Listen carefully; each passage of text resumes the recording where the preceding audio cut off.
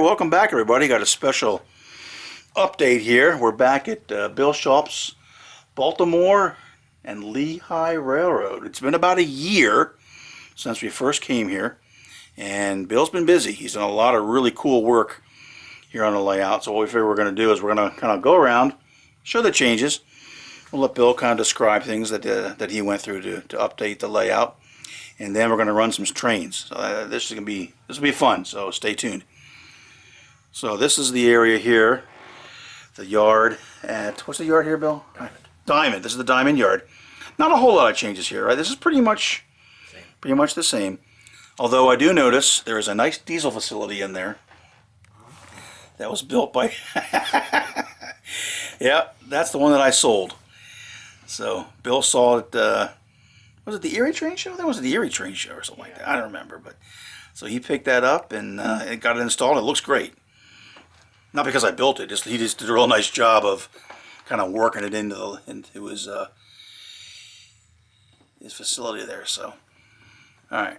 So from Diamond Yard, one of the main changes. Well, what I'll do is, okay. So we had the this is the Pottsville branch, correct? Sinking Creek branch. Sinking Creek branch. This goes back to the coal breakers. So as go back and look at the original layout tour, you will not regret it.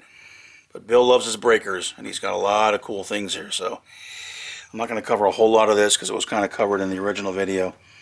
But some beautiful structural work here, very, very impressive. On this back branch here, a couple breakers and very well detailed, beautiful looking stuff. All right, so as we swing the corner here, here's one of the main changes. This whole hill here has been opened up. Before it was a tunnel from just outside Diamond Yard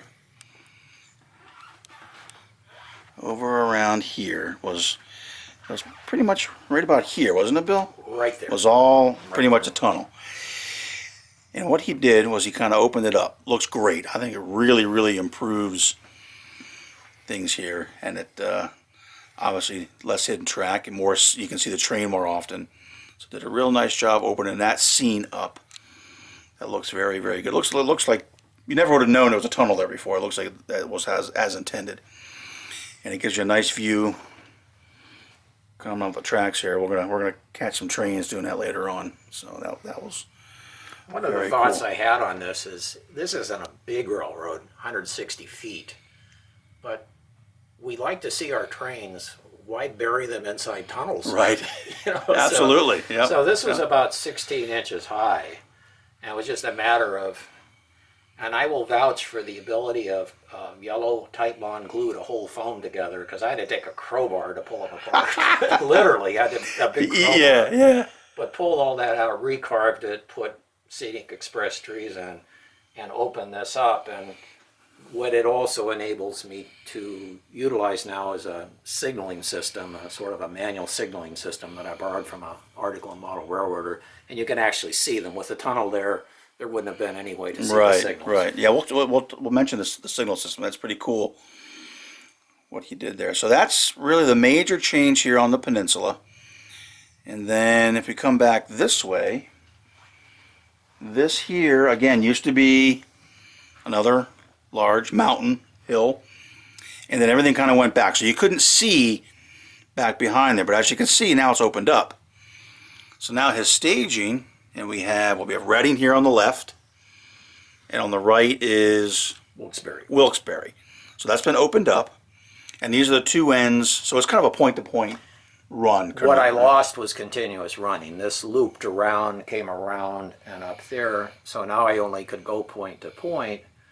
But now I can stage trains, and it's not much of staging. I'd have to rebuild the house and take the wall out and go out to the road, and that's probably not. That'll be next year's update. We'll do that next year. But it's a fiddle yard. I mean, it's a true fiddle yard. Mm-hmm. You pull the cars on and off by hand. There's storage shelves underneath, and it creates. I could probably stage 2 trains in Reading and probably 2 or 3 in Wilkes Barre that are ready to go. So for op session, and then part of this was done again, part of the to enhance operations on the layout. Right, right. Which until 2 years ago I hadn't even really thought of. But I was talking to Rob beforehand, and if any of the viewers out there, I'd kind of like to have your feelings about this. I broke every rule of Tony Custer and Ian Rice and all the track designers by doing a visible staging, a scenic visible yard. The rule is you hide it. And granted, I lost the mystery of the train coming from somewhere, and you don't see it and it appears. But for an operator, now you can look and you can actually see where the train is going and where it's coming. Mm-hmm. And there even is some switching capability. I can switch the textile mill, and way back in the corner, I can actually switch some of those. They're now paper King's Mill. Oh yeah, factory okay, yeah, buildings, yeah. but I can switch that track if I'm running it by myself. But a lot of people would be opposed to that. They want the hill, and before it was hidden, and then I could have done the same thing with the mountain there. But I don't know if any of you have any views on that of visible scenic staging versus the hidden staging. I'd be interested. Yep. And that's what I did, in my layout. All the Eugene Yard was going to be visible staging. Now I'm making some changes that I'm going through now to try to incorporate more for operational sake. I still don't mind having visual staging, but so what are your thoughts on that, folks? Let's you can kind of see his area here. So it's staging with some operation as well. Like I said, it's kind of both. So it's not purely just staging. He's also got some operational capabilities here. Rob and I were also just talking about this. It's this probably could use a scenic backdrop above the factory and also on the other wall, but I was kind of wondering, no other place on the layout has a photo backdrop. Now all of a sudden 7 feet will have it, and 8 or 9 feet on the other side. Is that going to look odd and out of place? I don't know. Maybe some of you artists out there can. Yeah, I don't think so. I think the way this area is, I think a backdrop will look really good. In here, back behind the factory. I'd actually even take it up right to there and do something there. And then on this side, it's a little more complicated just because of the angle of the ceiling there. Well, the shelves will probably go. Mm-hmm. But I think that would look pretty good. You could bring it out. So you would want to bring it up? I would. High. Yeah, I would. See what some other folks think about it, but I think it would look pretty good. And I don't think it would be detrimental to the rest of the layout. Now, what about on the far back? When that comes back around the window, would you carve one around the window, or would you just leave that alone? My initial thought I might do something just above that building. Up to the top Almost of the up to the top of the window, yeah. Yeah, something like that. But is that going to be a real jarring difference between painted wall and backdrop? Yeah, I don't know. Again, I don't know. Hard to say. We're playing with 14 inches. I know, it's not a whole, yeah. I mean, you certainly could bring it all the way across that window. It'll look interesting, but do you really need to? Even if you came up from the edge of the window just straight up, just to have it above the building there. And then maybe even you could paint that blue and put some clouds on it or something like that. Just for some sky if you really wanted to. It's tough. With the window there, it's hard to. But then again, I'm not sure I'd worry about it too much. I mean, seriously, it's to the point. It's like whatever. I think it would look fine. I think definitely against here and that wall would look good.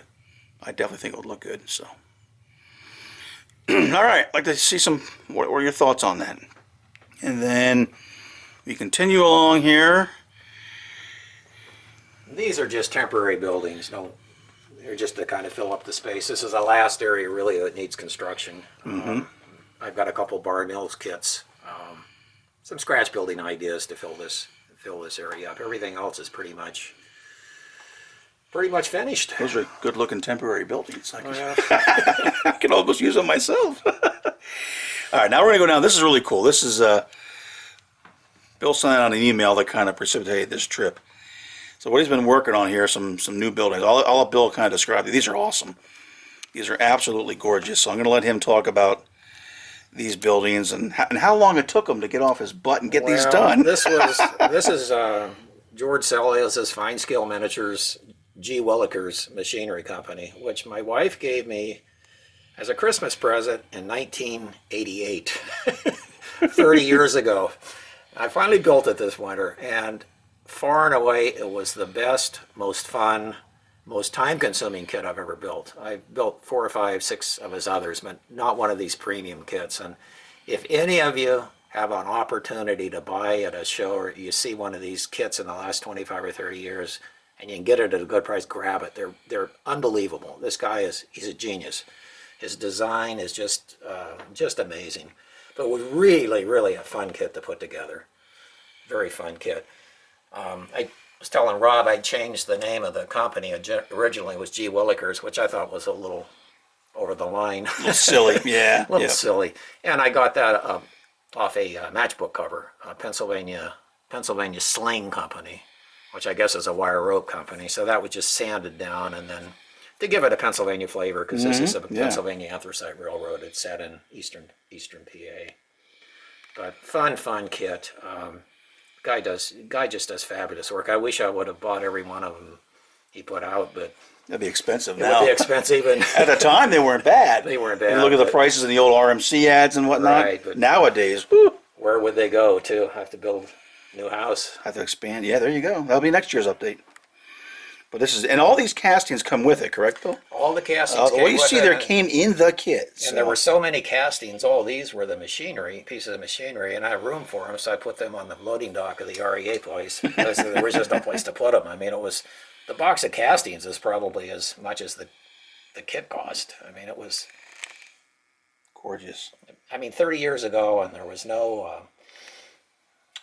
just no residue on them, or it was just, they were perfectly clean. They were really nice. Very little filing had to be done on them. Mm-hmm. They're very nice. He's an extremely. It's too bad he retired, but. And the actual kit build time, so it was about 3 weeks. 3 or 4 weeks. It was a long one. Okay. It was very meticulous, but I was telling Rob, everything fit together beautifully. It just incredibly well designed by Mr. Salios. Very nice. It's gorgeous. I hope the video picks it up, because Bill did a really, really nice job on this. It looks perfect.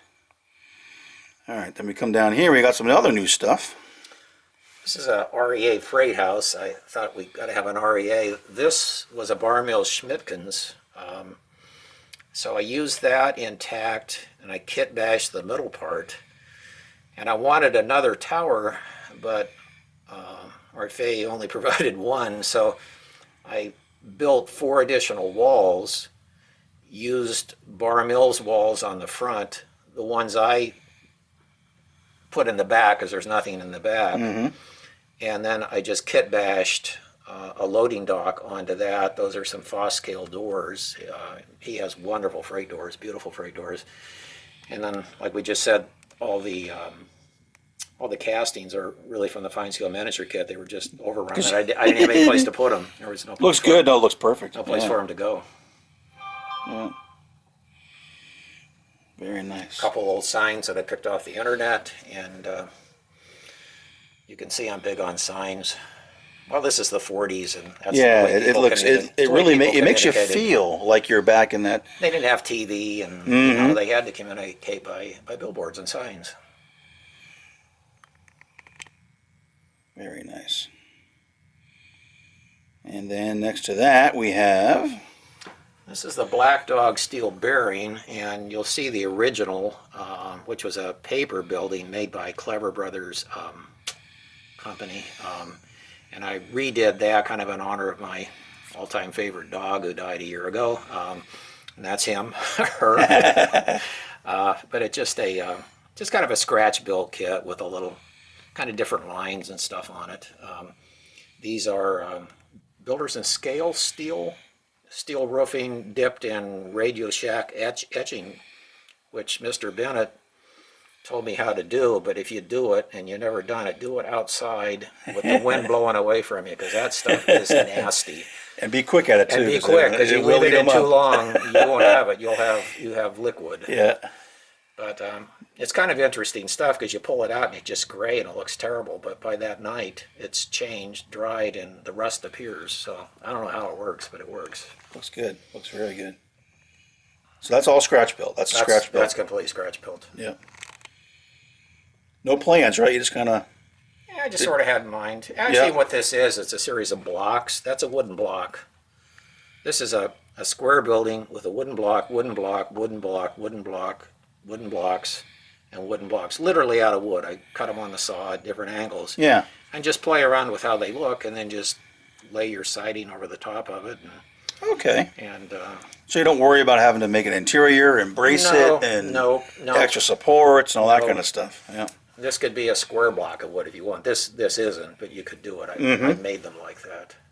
Kind of a quick, easy way to do it. Yeah, okay. So the siding just goes right on top of it. Siding goes on top, and then I put India ink and alcohol, a strong solution on that, and then dry brush over it. Use a pound squeal, a very small pound squeal, to get the nail holes in it. And use some masking tape so I can mask off and get the two colors. Yeah, looks good. You could offer that as a kit. Well, we could. Okay. Black dog kits. There you go. That'd be awesome. Black dog kits. Black dog kits. Who wants to buy some? You could be the first customer. And this is your coal anthracite J.M. Conway. Since we have 4 coal breakers, we need some retailers. Yeah. I was telling Rob I really lucked out on this. I saw this sign on the internet. I don't know where this J.M. Conway is. I think he's in Pennsylvania. He sells Old Company Lehigh coal from the Greenwood breaker, which by chance is the name of the breaker that I have, because I saw this sign, the Greenwood breaker, great sign, clipped it out of a book I had, put it on my breaker. So Conway actually sells coal from my breaker 15 miles south of here. So for operational purposes, you've got... He comes right here, right out here. of Greenwood, right to here. Perfect. Right there. You couldn't have planned that better if you tried to. Right. And this is based on a prototype on the Long Island Railroad. This is scratch built as well. That's scratch built. Yep. Those are just a couple staples, mailing tubes covered with paper, and pan pastel weathered, signs glued on, dry transfer lettering. The chute, I guess, that can't go in, that goes into the breaker, that is cut off a what do you call it? The chute on the bottom of a hopper, the cover on the bottom of a hopper that opens and closes. I had some extra ones, so I just cut a piece off, glued it on there. Oh, okay. That's a Titchy or Ticky, whatever you pronounce that guy's name. That's a coal chute. Okay, But, okay. But that piece just came out of my scrap pile. So bottom of a railroad hopper car. Yeah, and bottom of a railroad Titchy hopper car, just cut scoop, it off with cut it off with a Stanley knife and weathered up a little bit. Yeah. Put it up high enough that trucks can back under it, and Very nice. good to go. And this is the same, correct? These were here before. These were here Right. before, back here. In the, That's the first fine skill kit I ever did. That's the okay. Jacobs Fuel Company. That's probably from about 1975.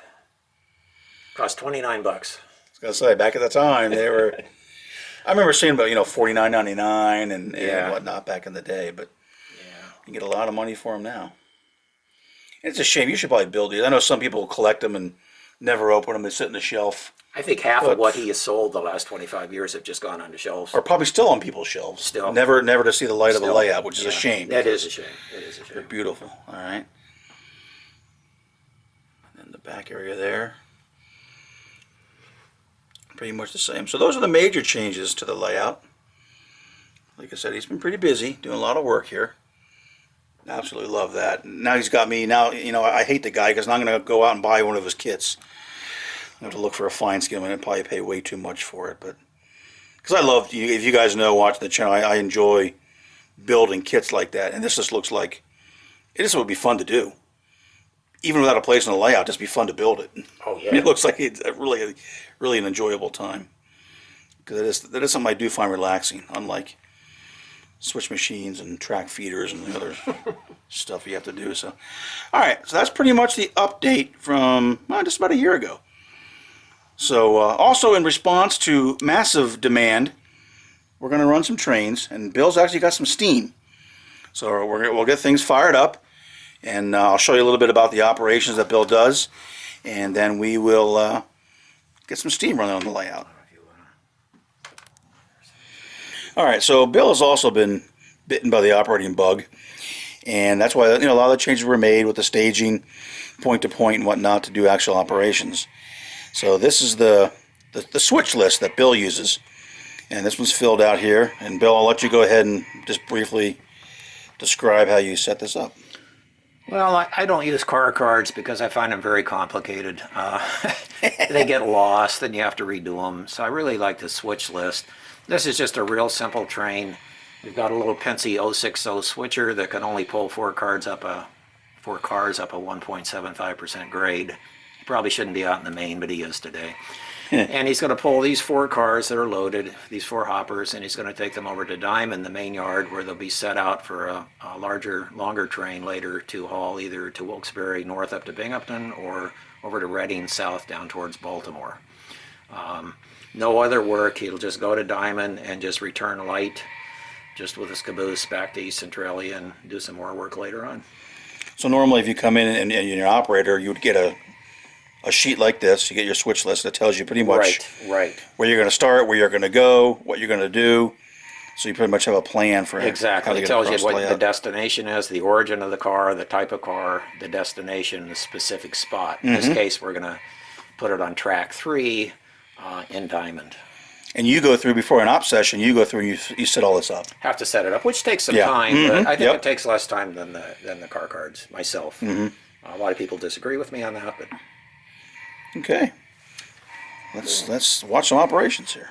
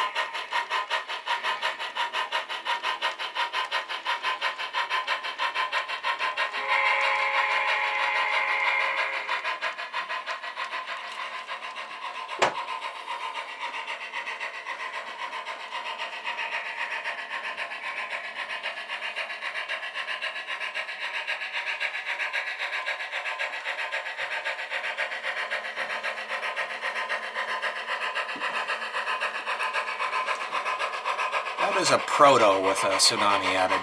Is that Proto. Proto a Bachman? Proto's Walther. Or Lifelike, and then now they're Walthers. Lifelike Proto. I believe it was a Lifelike. Lifelike Proto? Okay. Yeah.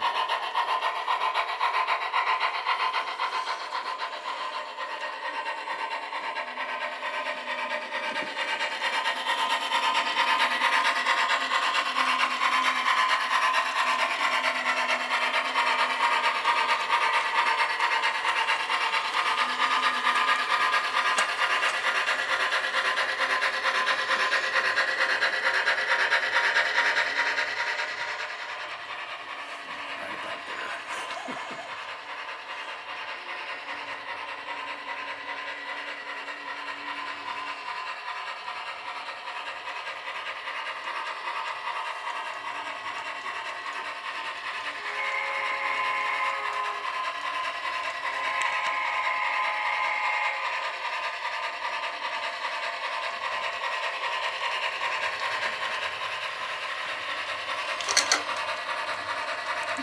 Darn throttles.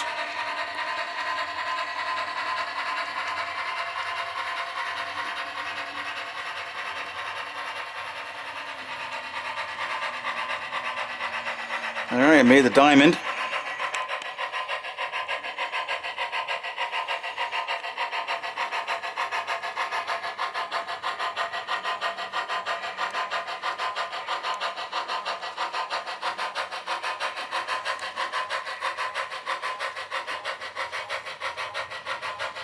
Did you back the cars into there or just Yeah, sure. Yeah.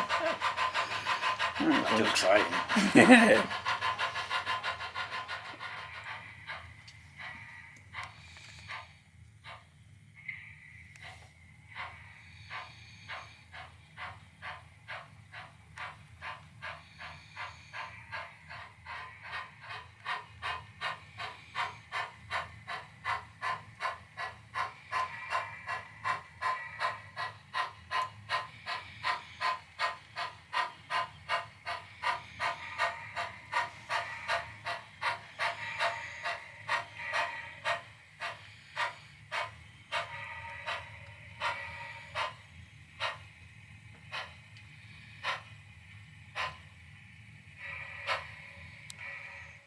All right, so here's our next train.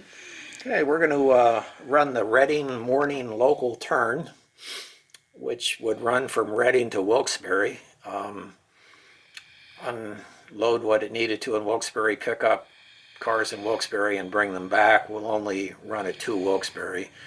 We're leasing a Western Maryland 280. Since this is a pretty poor railroad, we can't afford our own, so we lease, just like we leased the Pensy 7300 on the last train. We originate in Reading, destined for Wilkes-Barre. We stop at the Catasauqua Schuylkill, however you pronounce that textile, in North Reading. We'll stop in East Centralia, and we'll go to Wilkes-Barre. It's a small train, 3 boxes, 1 to Wilkes-Barre, 2 to East Centralia, which will be off-spotted, and the local switcher will spot them at the proper industry later. And we will pick up 2 cars in East Centralia, a Rutland boxcar, 2 Baltimore and Lehigh boxcars, number 139 and 136. All right. So here we go. All right, so here we are coming out of Reading. And we're going to come up to Centralia Junction, which is the main junction from the sinking spring line with the main line. And the 2 boxcars he has to pick up are in the back there, so we'll just watch Bill do his work here.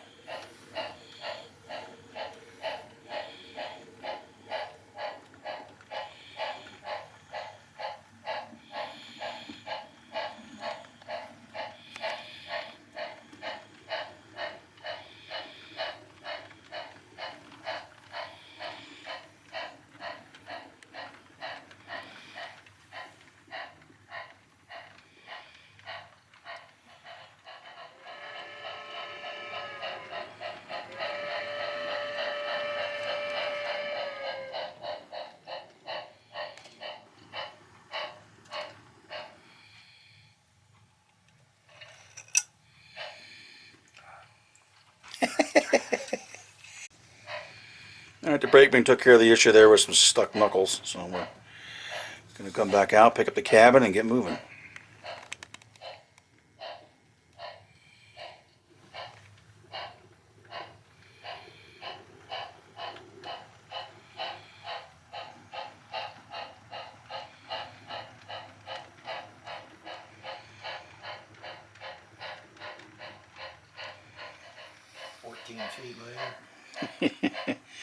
Well, the conductor, they're picky.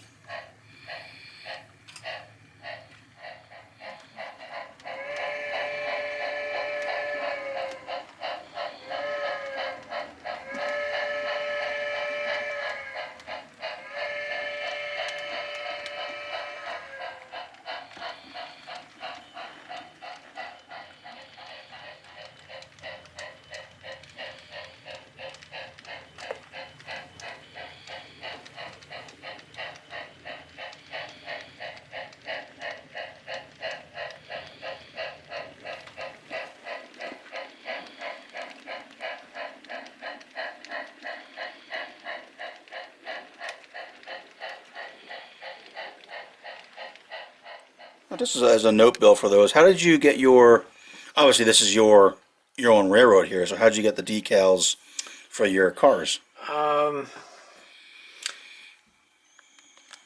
borrowed it from was very close. I think the Pittsburgh and West Virginia Railroad had the P and WV, and there is a guy's name is Eric Hartle. He's down in Grove City, Pennsylvania, about 50 miles south of us. And he's going to kill me for forgetting the name of his company.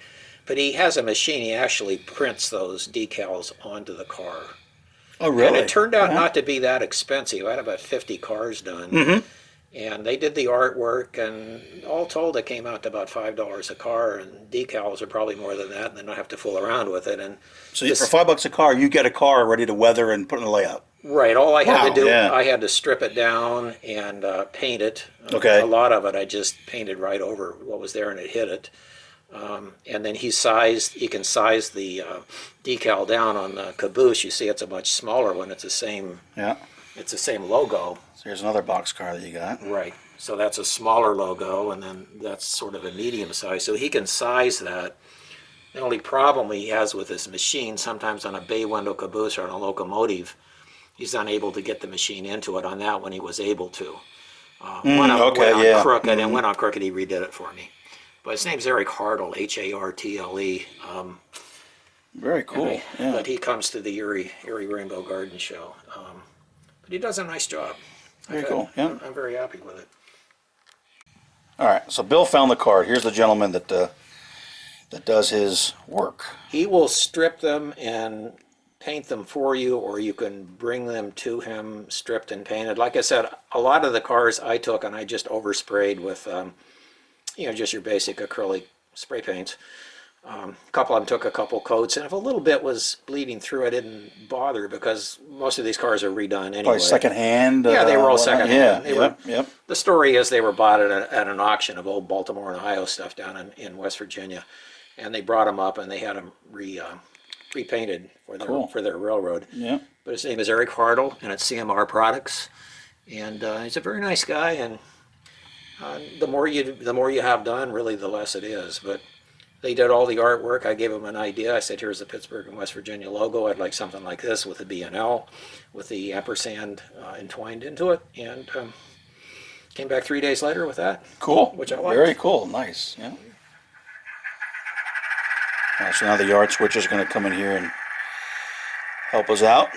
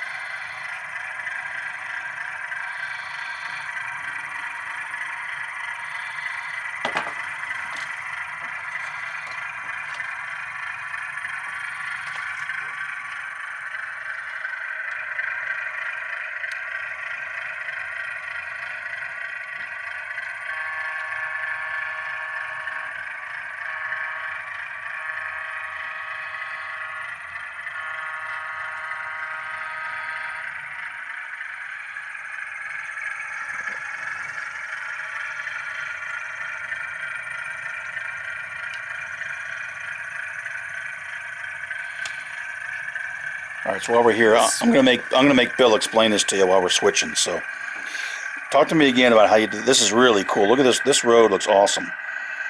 And again, this kind of shows some of Bill's craftsmanship. So go ahead and just real quickly explain what this is. There is a company called Clever Models, I believe. They're out of Illinois, and they sell a disc for about $30. And in that disc, they have hundreds of different kinds of paper, and you can print them out in N, HO, or O. And obviously I use the HO. But they have 3 different textures of concrete, or colors of concrete, a light, dark, and medium. I believe this is maybe a medium. So the basic is this. I measured those off and cut them off and tried to get the flange clearance.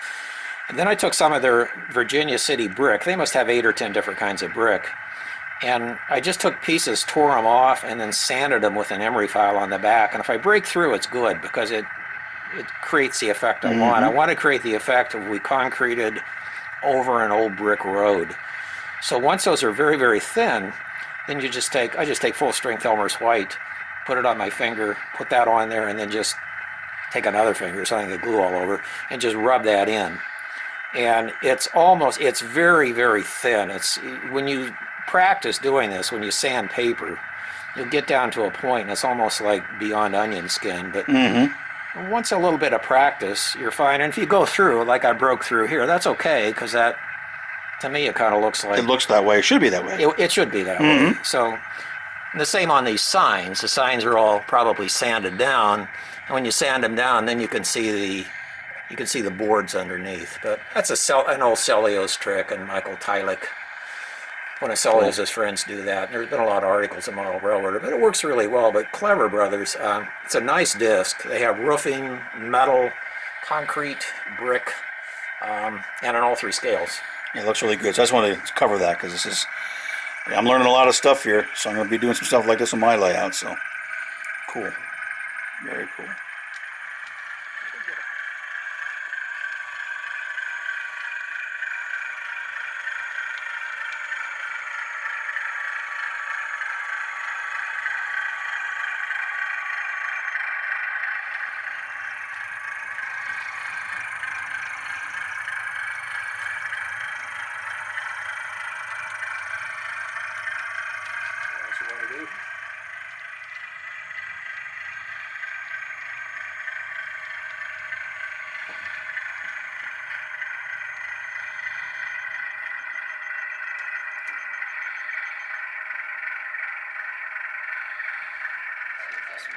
All right, so we're backing out of the main. Going to continue our run here.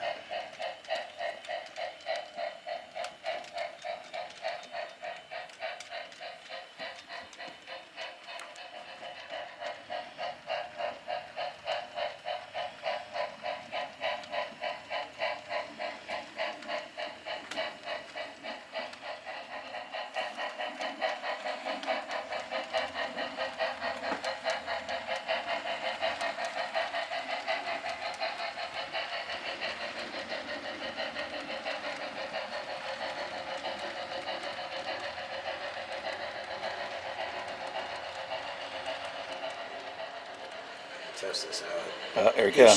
Coming uphill here. Yeah.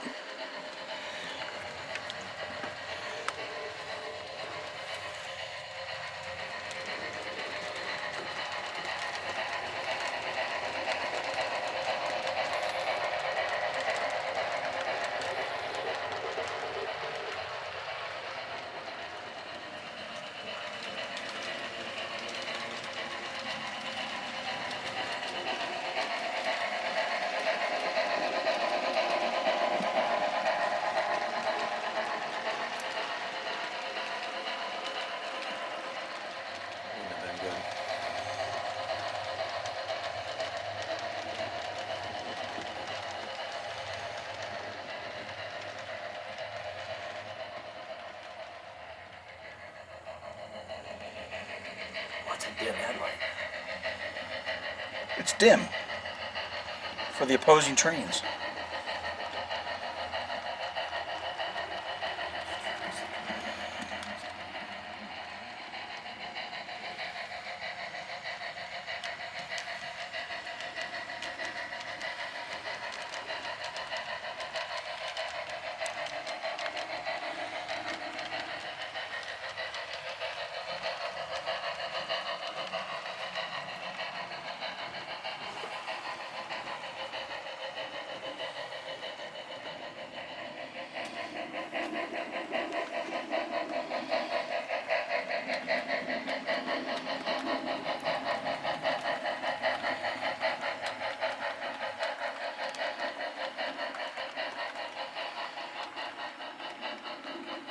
All right, we made it to Wilkes Barre.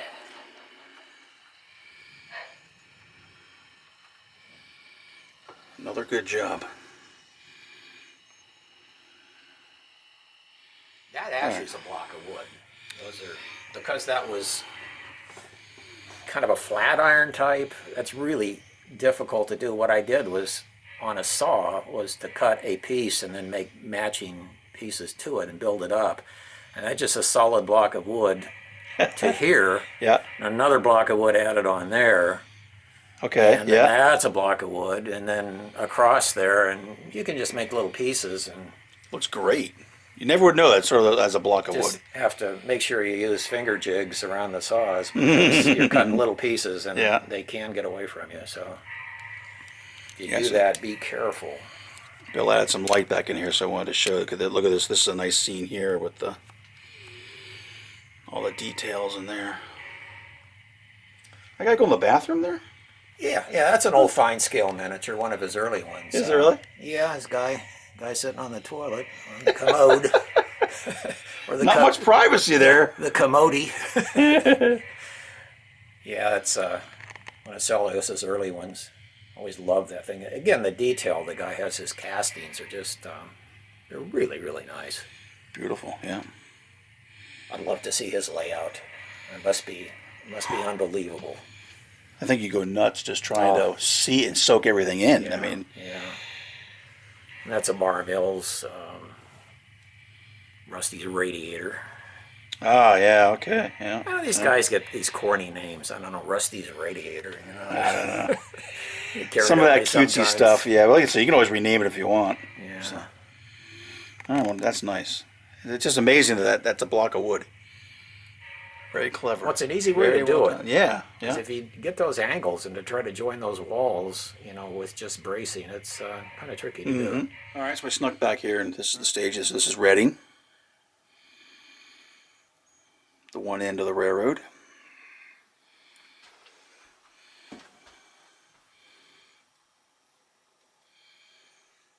And like I said, this is Wilkes Barre. This is the other end of the layout. So basically he can run point to point from Reading up to Wilkes Barre. Very cool. And this will give us a good chance to get from back here on our perch, get a nice overview of the Bill's layout.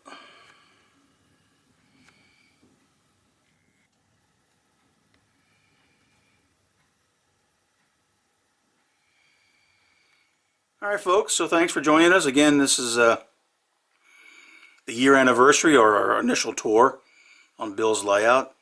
Showed you some of the changes. Ran a couple trains. Bill's been busy. And maybe next year, at our next update, we'll see some narrow gauge. I'm just going to plant that seed out there because Bill's telling me about his plans. And he's got some interesting things he may do with narrow gauge. So we'll see about that. So everyone, do appreciate it. I know I want to thank Bill for taking the time, letting me come down and hang out for a little bit. And we'll keep you up to date as things change here on Bill's gorgeous layout. So thanks everybody, and we'll see you soon.